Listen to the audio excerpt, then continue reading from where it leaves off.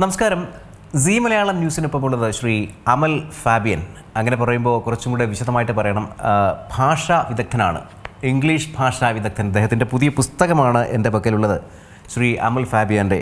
ഒന്നുകൂടെ വ്യക്തമായി എന്താണ് ഞാൻ അദ്ദേഹത്തോട് ചോദിക്കുന്നത്, എന്താണ് അദ്ദേഹത്തിൽ നിന്ന് എനിക്ക് കേൾക്കേണ്ടത് എന്നുകൂടെ പറയുമ്പോൾ അദ്ദേഹം ആരാണ്, എന്താണ് എന്ന് വിശദീകരിക്കുമ്പോഴാണ് അത് കൂടുതൽ വ്യക്തമാവുക. അമൽ Fabian has 15 years of experience as an English language teacher and a corporate trainer with the British Council. He holds a certificate in teaching English to speakers of other languages from University of Cambridge. ഇപ്പോൾ കാര്യം വ്യക്തമായിട്ടുണ്ട്. അത് കേൾക്കുമ്പോഴാണ്, ഈ university of Cambridge എന്ന് കേൾക്കുമ്പോഴാണ് ഇംഗ്ലീഷിനെ പറ്റി ഇപ്പോൾ എന്തൊക്കെയോ പറയാൻ പോകുന്നു നമുക്ക് തോന്നൽ വരുന്നു. ഒത്തിരി ഭയവും കൂടെ വരും. സർ നമസ്കാരം, സ്വാഗതം. നമസ്കാരം. എനിക്ക് ഇങ്ങനെ ഇൻട്രൊഡ്യൂസ് ചെയ്യാൻ മാത്രമേ സാധിക്കൂ. കാരണം ഈ മലയാളിയെ സംബന്ധിച്ചിടത്തോളം ഇംഗ്ലീഷ് കൈകാര്യം ചെയ്യുന്നവരാണെങ്കിൽ പോലും ഒരിത്തിരി ഭയമാണ് ഇംഗ്ലീഷ് പറയാനും. ഇംഗ്ലീഷ് കേൾക്കുമ്പോൾ മനസ്സിലാകുമോ എന്നുള്ള പേടി, പറയുമ്പോൾ തെറ്റിപ്പോകുമോ എന്നുള്ള പേടി. മലയാളിക്ക് മാത്രമല്ല, ഒരുപക്ഷെ ഇംഗ്ലീഷ് അറിയാത്ത, ഇംഗ്ലീഷ് പുതിയൊരു ഭാഷയായി പഠിക്കുന്ന എല്ലാവർക്കും, ഏകദേശം എല്ലാ പേർക്കും, സ്ഥിരമായി അത് ഉപയോഗിക്കാത്ത എല്ലാ പേർക്കും ഉള്ളൊരു ഭയമാണ്. ഒരുപക്ഷെ അത്തരമൊരു ഭയമാണോ ഇത്തരമൊരു ബുക്കിന് കാരണം?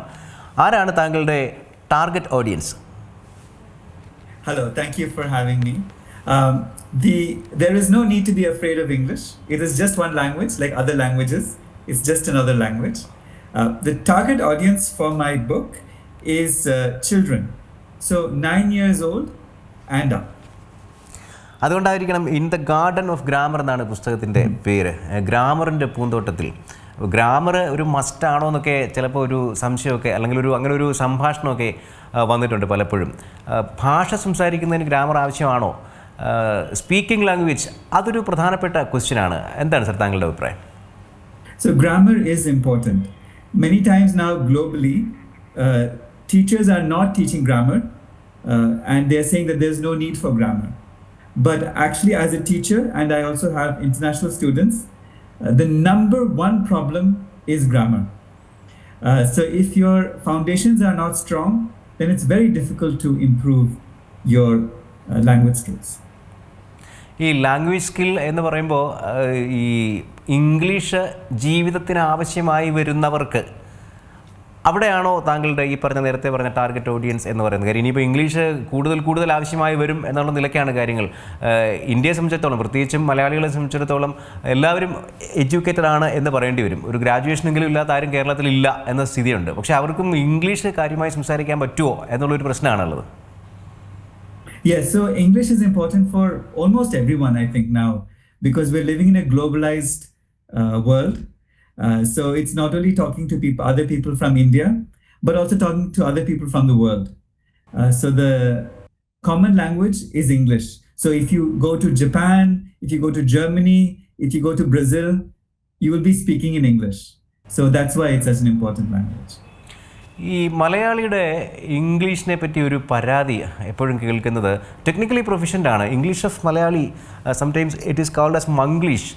The issue is that when they are technically proficient, then also the influence of the syntax, Malayalam syntax. എന്താണ് അതിനെപ്പറ്റി പറയാനുള്ളത്? Yes, this is a common issue with all languages. I was teaching some students from Spain and they said the same thing. In their mind they have Spanish. So when they speak in English, they find it difficult to use the grammar properly and also the vocabulary properly. There is no problem with that. It's always a process and we learn step by step. I have been an IELTS examiner and I have examined in Kerala, in Cochin. What I noticed was two things. One, sometimes the grammar could have been better. There is room for improvement in grammar. The second point is pronunciation. Sometimes in Kerala, the pronunciation is not very clear. And this is something that can be improved. Sometimes the pronunciation is not clear. Can you explain it more? Because pronunciation is there, but I mean the influence of Malayalam, the syntax Yes. of yes. Yes. So in terms of pronunciation also, sometimes, for example, now I don't know, but before people, instead of some pronunciation of some words, for example, onion, people say onion, for example. So there are certain words which Malayalis mispronounce. And this can be a problem when they go outside of Kerala, because people may not understand what they're saying. So I think if Malayalis can work on their grammar and their pronunciation, then they will improve a lot. Because what I noticed was in Kerala, as you said, there is a lot of emphasis on education. Malayalis are educated, Malayalis are reading books, are watching films from around the world also. So I think they just need to focus on these two areas, and then they would see a great improvement in their English skills. Maybe this is a common problem of South Indians. I think, like Malayalis, Tamilians also speak like this. When they pronounce it's lok, they say it's lack. Right, yes. Can you explain it in this context? So this is all about what we talked about, mother tongue influence. In the north, also in Punjab or in the North India, for example, instead of saying sentence, they say sentence. They stress on the second syllable. And this is all okay. I don't see this as being a problem. It's just something that we need to work on gradually and improve step by step. ശരിക്കും മലയാളിയെ സംബന്ധിച്ചിടത്തോളം അല്ലെങ്കിൽ പ്രാദേശിക ഭാഷകൾ ജനിച്ച് ജീവിക്കുന്ന ആൾക്കാരെ സംബന്ധിച്ചിടത്തോളം അതർ ലാംഗ്വേജ് മലയാളമോ തമിഴോ അല്ലെങ്കിൽ ഹിന്ദിയോ ഒക്കെ ആയിരിക്കുന്ന ആൾക്കാരെ സംബന്ധിച്ചിടത്തോളം വളരെ വിശാലമായ ഒരു ഭാഷ, അത് സംസാരിക്കേണ്ടുന്ന രീതി, പ്രൊനൗൺസ് ചെയ്യുന്ന രീതി, അതിൻ്റെ ഒരു ആഗോള സ്വഭാവം, ഇതൊക്കെ കണക്കിലെടുത്ത് അതിനോട് എത്രത്തോളം ചേർന്ന് നിൽക്കാൻ പറ്റും എന്നുള്ള കാര്യത്തിൽ സംശയമുണ്ട്. ഒരു കാര്യം കൂടെ പറയാനുള്ളത്, ഇംഗ്ലീഷ് പഠിക്കാനുള്ള എളുപ്പവഴി അല്ലെങ്കിൽ ഇംഗ്ലീഷ് നന്നായി സംസാരിക്കാനുള്ള പേടി മാറ്റുക, ഒരു ഫിയർ ഓഫ് ഇംഗ്ലീഷ്, അത് മാറ്റാൻ സംഭാഷണങ്ങൾ ഇംഗ്ലീഷിൽ നടത്താനുള്ള അവസരം കൂടുതൽ ഉണ്ടാവുക എന്നുള്ളതല്ലേ, opportunity for conversation in English. Right. So I noticed this in Kerala and other countries as well, not only Kerala or India, but other countries as well. People hesitate when they speak in English.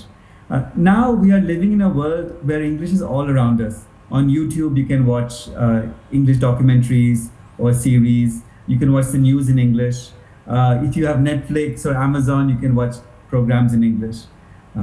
One other thing that you can do is you can use AI to help you. So you can have a conversation with ChatGPT in English. So then if you, for example, if you have an interview, you can ask ChatGPT to interview. So there are many different ways now to practice English. In this book, you have used a method of using stories. I mean, the characters are letters. The P set to Q and K set to L and M set to J. This is the way, this is the mode that you have used in this book to explain all this. Why did you select this mode? So it just came to my mind to use letters. And I was reading a book at the time called Letter Perfect, which is the history of letters. And for example, Q is the name of the main character. And before Q meant monkey. So that's why I thought it would be a fun letter to have, a fun name to have for the character.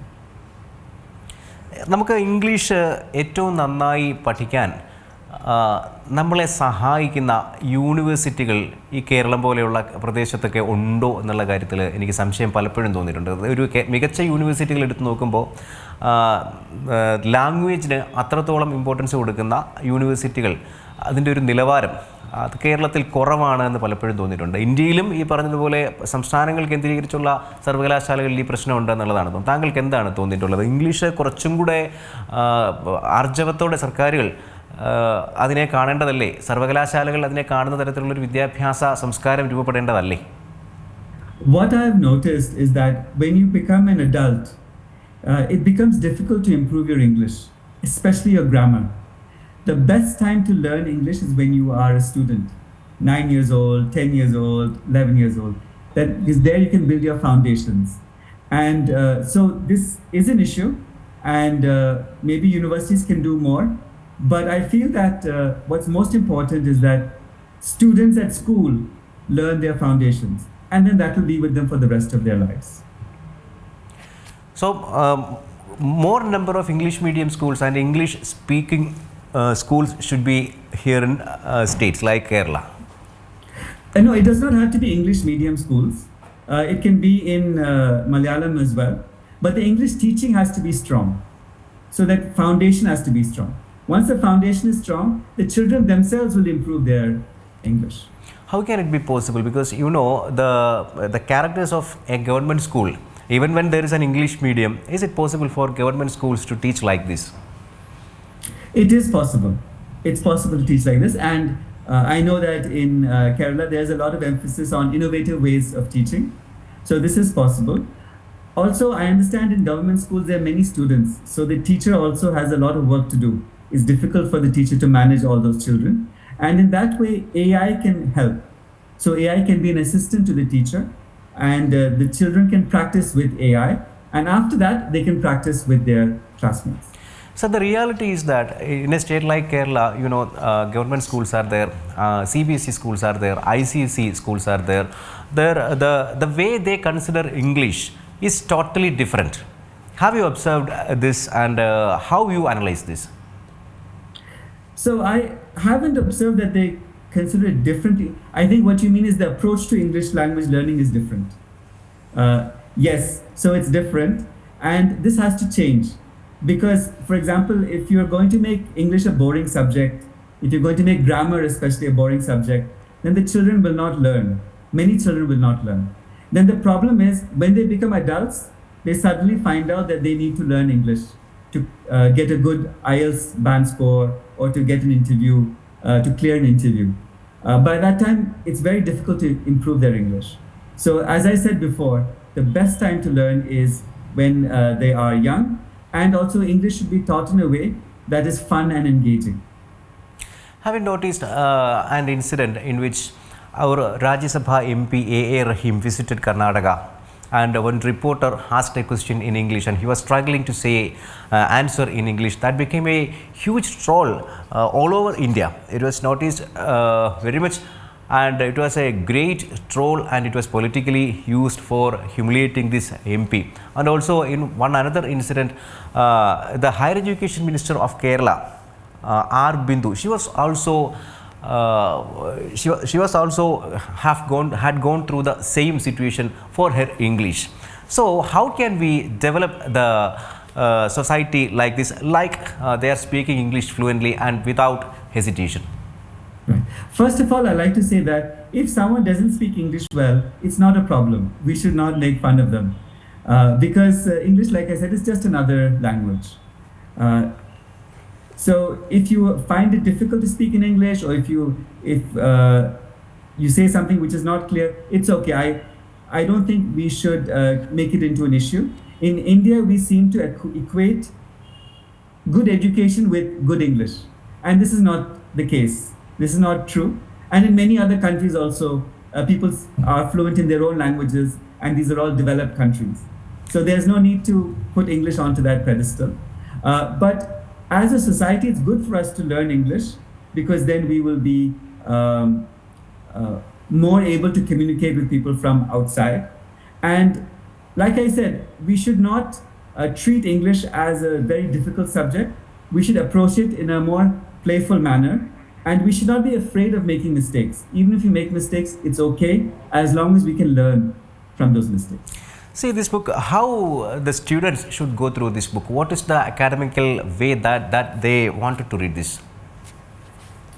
So I know that when many people hear the word grammar, they become tense, and they don't want to talk about grammar. This is the exact opposite of what I want to do. That's why I created this story. So what I would tell students is, when reading the book, don't worry about the grammar. Just read the story, and you will learn some grammar along the way. And you can always go back to the book later on to read it again. One simple question, and you should answer this question. Like, is it good for a person shaming him for not knowing English, and how can we face this situation? That's exactly what I said when you referred to those ministers, right? I believe it's completely wrong to make fun of somebody if they don't speak English, because we have to think about it. Why is it that they don't speak English well? They don't speak English well because they didn't have that opportunity to learn English when they were a child.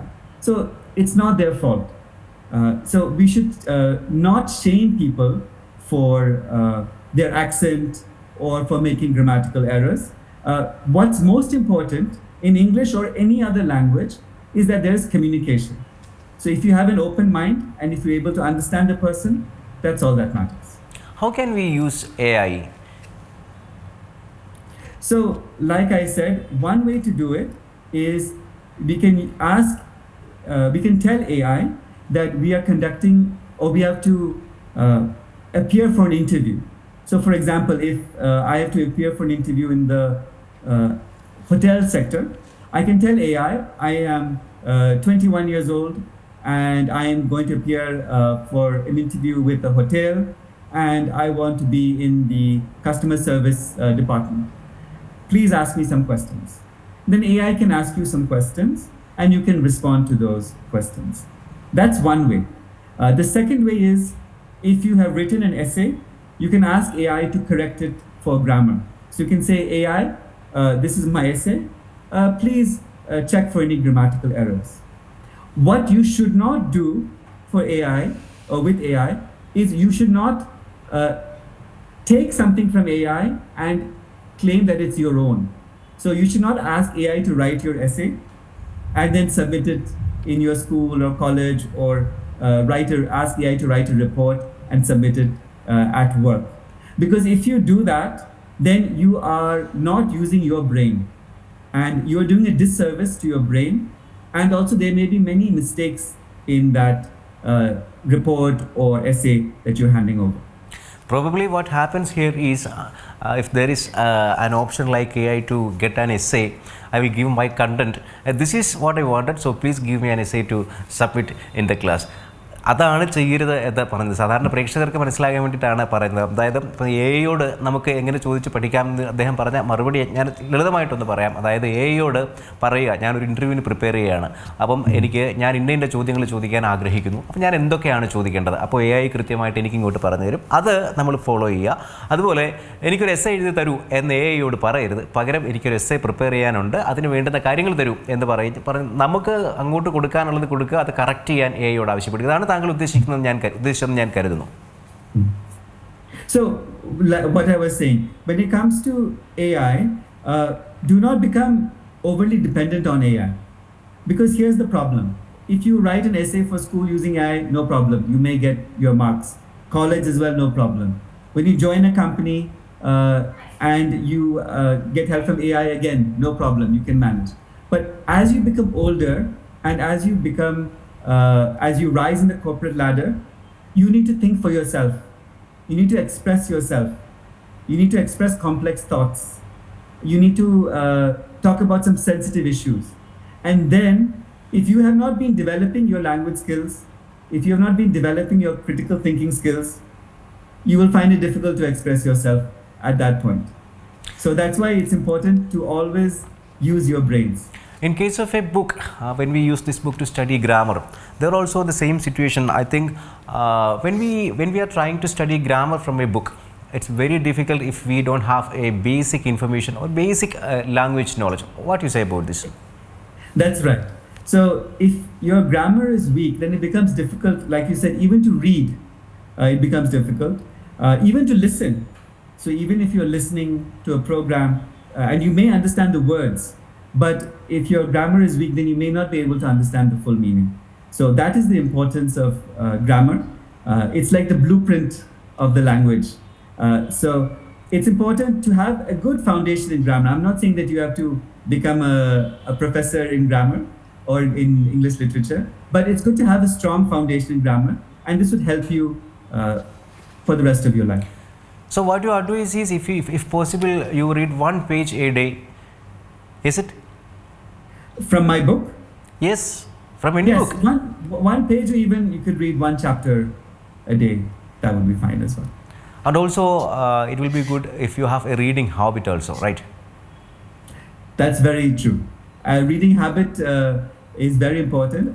I know that in Kerala there are many readers, and that's a very good thing. And you can read in English, you can read in Malayalam, you can read in another language. It's all fine. When you are reading in English specifically, then try and be an active reader. This means that pay attention to the grammar, pay attention to the vocabulary, and see how it's being used. And then later on, you can try and use it yourself. This way, you will improve your English in a natural way. So will it be helpful if we prompt, speaking loud, reading loud, how it helps? Yes, reading loud is also helpful because then we pay more attention sometimes to what we are reading. And also we can focus on our pronunciation as well. So we can find there may be some words that we're not able to pronounce. Also, we can look at our reading speed, so we can read at a good rate. And this can help us when we make presentations or when we make speeches. We would be more aware of how to use our voice. Reading newspapers loudly. Yes, that's one way as well. Reading newspapers aloud. Also read novels. We have to read more novels as well. We have to read more fiction because that also activates our imagination and that makes our world a richer place. Which is the best opportunity for a student an institution where he can study to get good knowledge in English, a literature institute. What will you suggest? So I have worked with the British Council in Chennai many years ago. And I remember when I was there were even some students who would come from Kerala or from Karnataka over the weekend to take the classes. So British Council is a good institute in India. I think it will be helpful if people like you and Shashi Tharoor is coming to train these students. Yes, thank you. But there are also many other good trainers in India as well. Have you students in Kerala? So I have taught some people online who are not from who are from Kerala. They're Malayalis, but they're living in other places. So why did you like English and how did you choose this stream? So my background is not in English language teaching. I was interested in creative writing and I took a course at the British Council here in Delhi for creative writing. That's how I found out about English teaching, and then I took a certificate from the British Council in English language teaching. For sure, there will be a reason for a person to start loving English. What was it?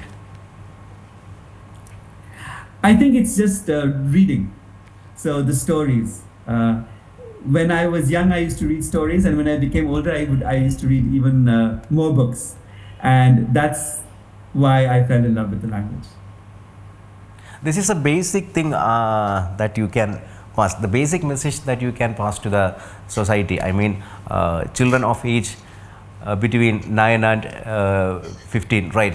Reading stories, telling stories. Yes. So if you want to improve your communication skills, you don't always have to go to school or have to go to an institute. You can learn from the world around you. So as I said before, when you read, be an active reader. So maybe you can make notes of any new words and phrases so that you become more familiar with those words and phrases.